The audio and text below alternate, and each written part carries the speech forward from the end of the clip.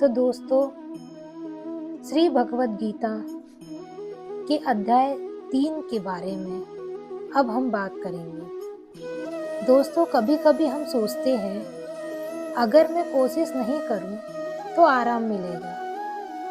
अर्जुन भी इसी स्थिति में है। इस अध्याय में कृष्ण बतलाएंगे कि कर्म से भागना संभव नहीं और निष्काम कर्म ही जीवन का असली मार्ग है।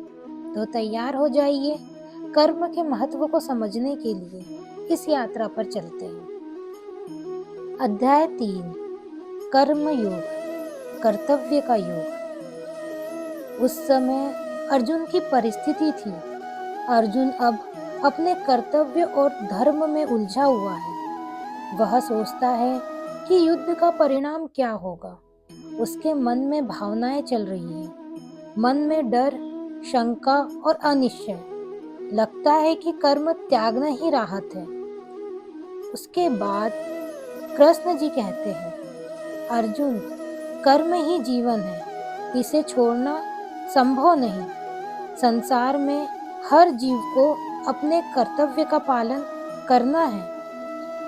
आगे कहते हैं, संन्यास का मतलब कर्म छोड़ना नहीं, बल्कि निष्काम कर्म करना है। हमें इस अध्याय से ये संदेश मिलता है कि कर्म से भागना नहीं, अपने कर्तव्य पर स्थिर रहना है। किसान अपने खेत में मेहनत करता है, बारिश पर निर्भर होते हुए भी कर्म नहीं छोड़ता। शिक्षक बच्चों को पढ़ाता है, परिणाम की चिंता किए बिना। तो हमें भी कर्म करना चाहिए और अपने कर्तव्य पर स्थिर रहना चाहिए। धन्यवाद।